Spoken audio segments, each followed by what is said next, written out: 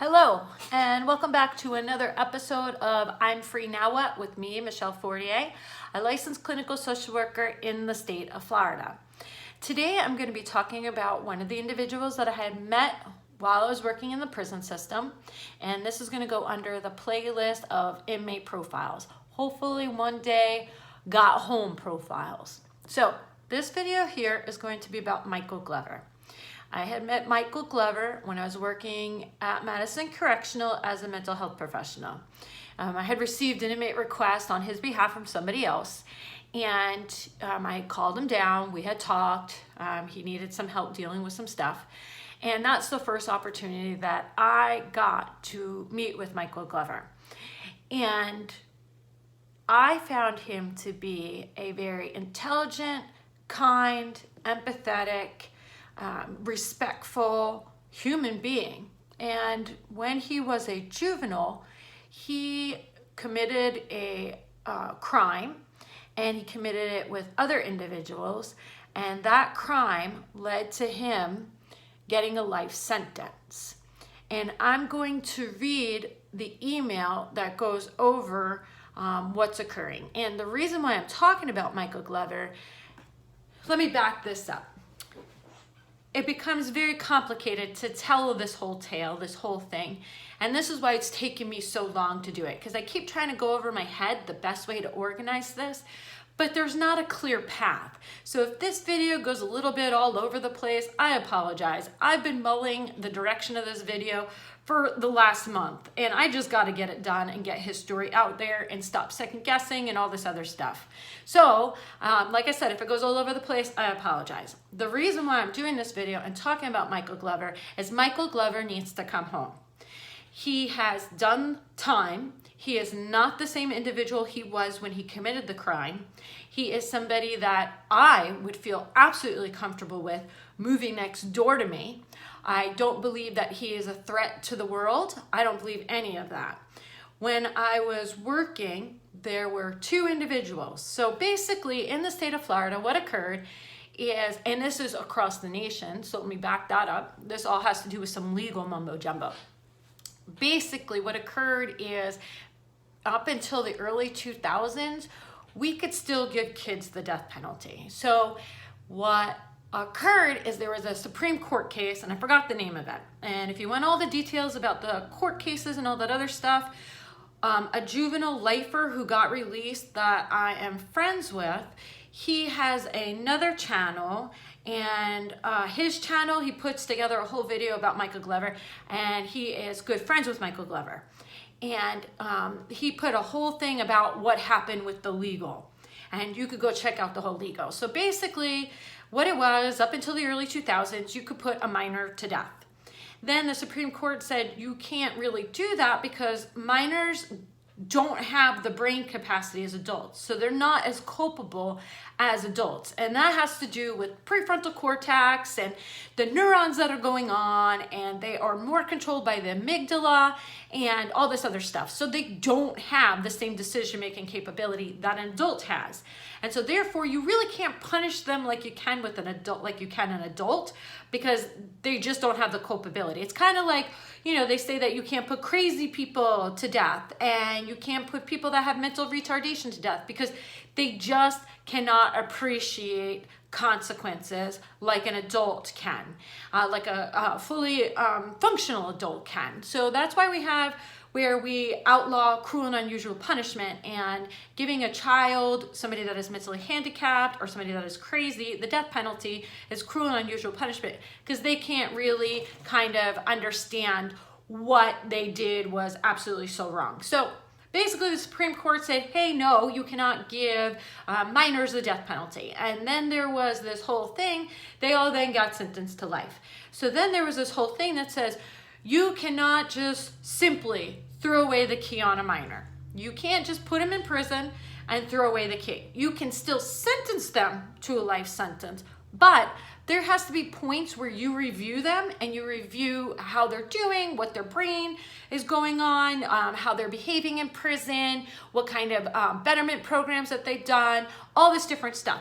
Because we know that brains change and all the stupid things that we all did as teenagers, we don't continue doing all the stupid things the rest of our lives. Now, don't get me wrong, some people do, but the thing is a lot of us don't. We grow out of it. And even minors that have committed horrible crimes, a lot of times their behaviors change. They start understanding consequences. They start understanding and having appreciation for impulse control, all those different things. So the minors, their brains develop. Once again, not all of them, but we have to show and we have to give this ability to have minors exhibit that they have changed as they've become adults.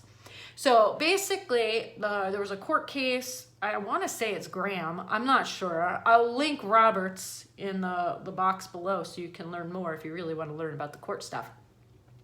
So what basically occurred is they said minors cannot just be blanket given a life sentence. There has to be some sort of mechanism that allows them to be reviewed for release. That there is something called corrections. Surprise, surprise. Department of Corrections, we correct people's behaviors. Something crazy. So then what occurred is then there was this resentencing for all minors that did a certain amount of time. They were allowed to have their sentence reviewed. So that didn't really impact Michael Glover, because Michael Glover was sentenced in 93, and in 93, I believe it was 93, they still had parole. And then what basically happened is there was another case, and this one might have been Graham. Like I said, I'll link Roberts in the description below. That case said that the Florida parole system is so awful that it really doesn't give any sort of meaningful review. Because sometimes the review date for the next parole hearing would be like 200 years from the last one. So really that was a life sentence. And so then what occurred was all these juveniles that had been sentenced when they were still eligible for parole and had parole eligibility, they were allowed to present to the court and ask for resentencing. And so that's where, so I had met Michael before any of that being able to be resentenced was anything that he thought was going to happen. And him, Michael Glover, and Robert LaFleur were two individuals that I had met, that they were incarcerated at Madison Correctional. And I knew both of them, not just simply because, we met when they would come up, for whatever reason to come see me. And what I also knew about both of them was from what other inmates were telling me. So in particular, Michael Glover, and I'll speak about him, and I also worked with Robert LaFleur in prison, and the two of them, they both asked me for letters of reference. And this was to present to the court of the things that I had observed of them while they were at Madison Correctional. And I knew both of them to be calm, that they were a changed people. They were able to, control their behaviors. They did positive things on the compound. With Robert, he had somebody that there was one that he was a hellraiser, and Robert had him sitting in a cell meditating. And if you knew this individual, Robert got him meditating. Robert would also be somebody that looked out for other people, educated other people, was involved in recreation, all this stuff. You can go see him on his channel. I'm not going to keep talking about him. Michael Glover is another one that I wrote the letter of character for. And now with Michael Glover at Madison Correctional, he was the imam. So he basically ran the Muslim programs. He was the person that he was the leader. He was the leader of the Muslims on the compound. And he was somebody where he would guide individuals. When I would meet with people that were practicing Muslims in the prison system, if they were having issues or if they were having problems, I would tell them, go meet with your imam. Go meet with him, figure out what kind of solutions, figure out what kind of guidance you can have. He was somebody that I could really trust, that he wouldn't take advantage of other inmates. He wouldn't sit there and treat other inmates badly. He was fair. He was kind. He was able to be somebody that was a stabilizing force on the compound. He was somebody that could help people manage their own feelings, manage their own impulses. He was a good mentor to younger individuals. He was somebody, if I had an individual that was struggling with, drug addiction or anything like that, and they were part of the Muslim community, like I said, I would refer back to Michael. He basically made my job a whole lot easier, because a lot of the Muslim individuals, I would just refer back to their imam. And then he was also somebody that there had been an individual that had killed his wife and had never been in any trouble, never gotten into anything before. And he was an older individual. And when you first come in with a life sentence and a violent crime like that, you automatically go into the high custody dorm.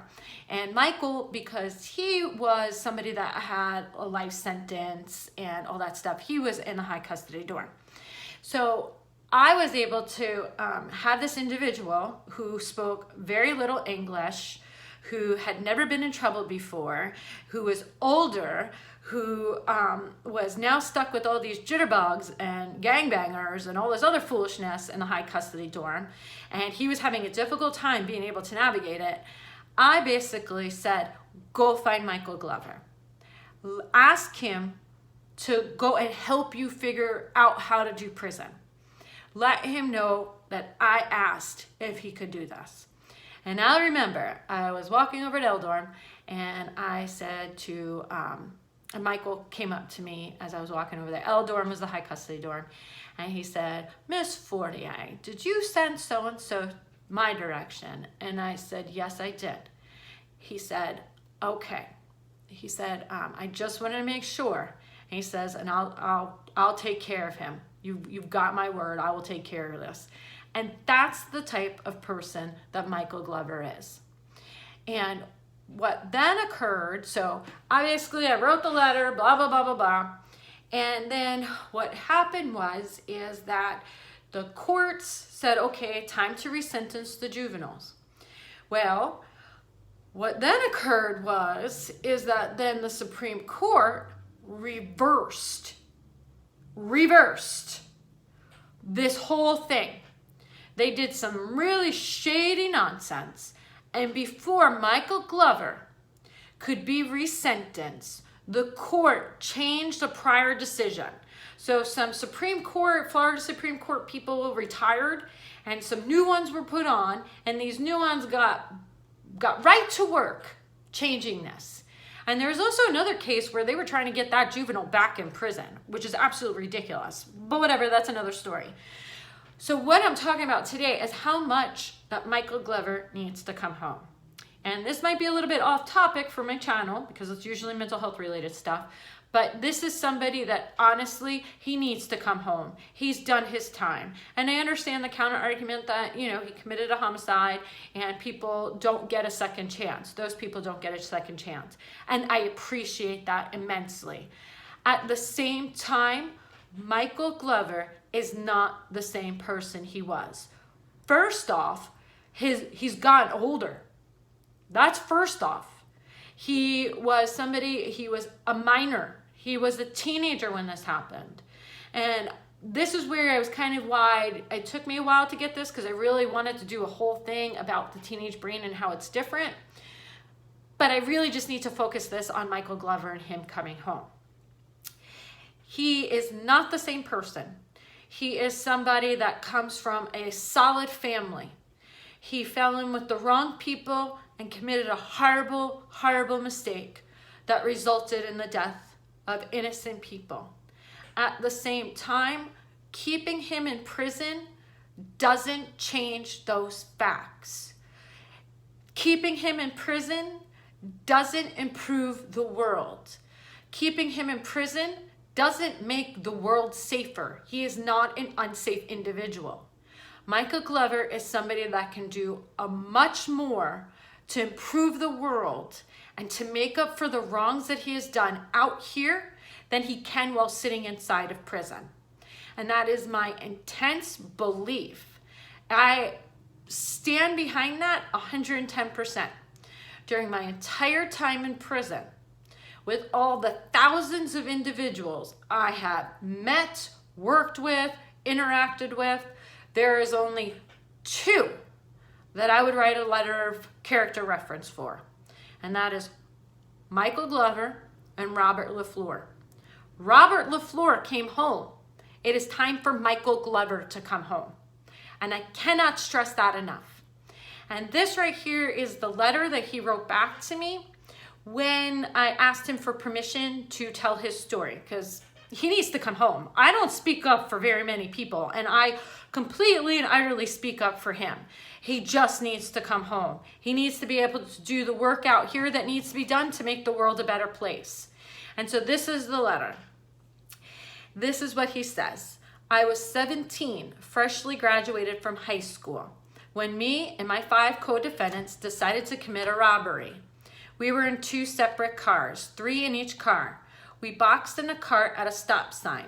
We all got out of our respective vehicles and surrounded the car. There were 4 people in it, 2 women and 2 men. During the course of the robbery, the car was fired into with a Tec-9 semi-automatic weapon. The 2 women died and the 2 men survived. 5 of us came to prison. 1 got time served sitting in the county until we were all sentenced. He was the key witness for the state. There are only 2 of us still incarcerated. Both of us were tried as a shooter. Both of us were found guilty of felony murder. So basically felony murder, what that is with felony murder is during the commission of a crime, if it results in a death, you are responsible for that death, even if they cannot prove you were the shooter, because a death happened during the commission of a crime. So that is the definition of felony murder in the state of Florida. Okay. Both of us were found guilty of felony murder. Both of us have life. For the reason that these cases are still under litigation, I've been vague. All of my co-defendants were 20 or over except me and 1 other.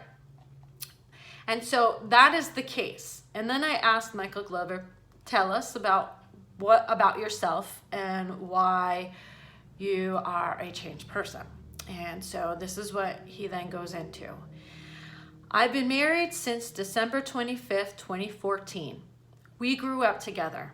I'm the only one out of 7 kids that has been incarcerated. 4 girls and 3 boys. 2 of my siblings are dead. My oldest brother, Man, and 3rd oldest sibling, Deborah.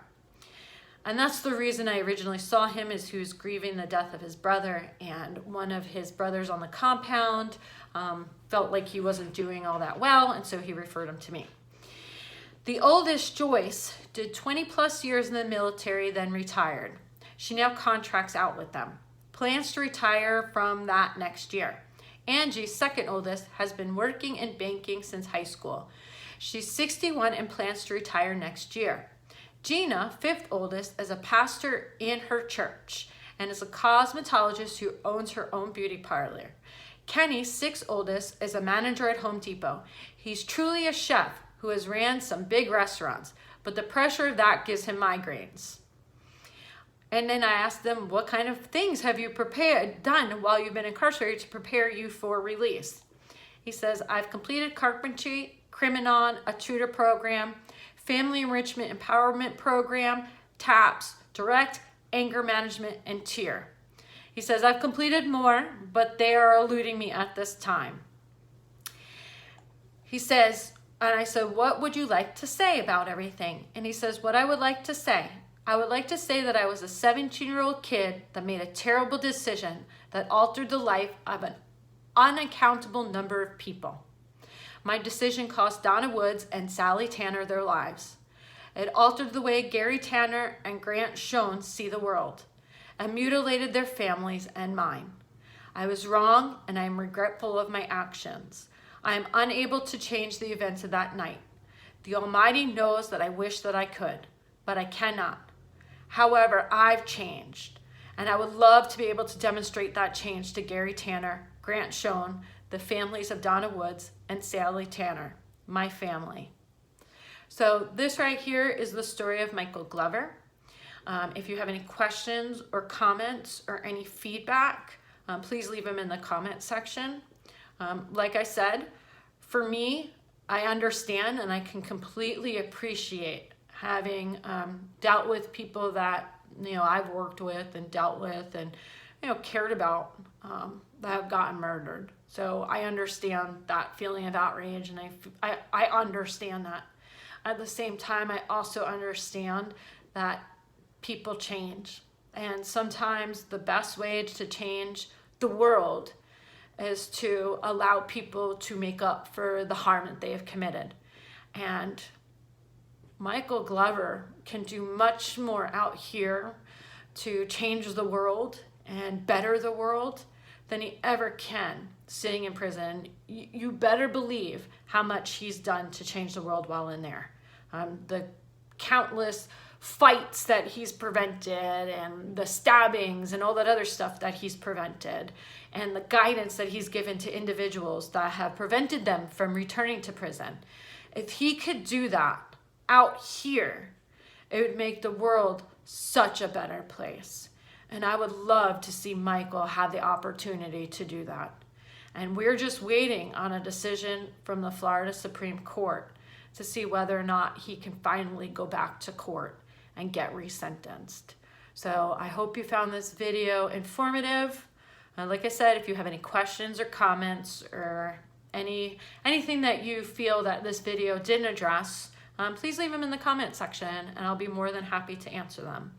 In the meantime, I wish you good mental health and I wish you continued freedom. Take care.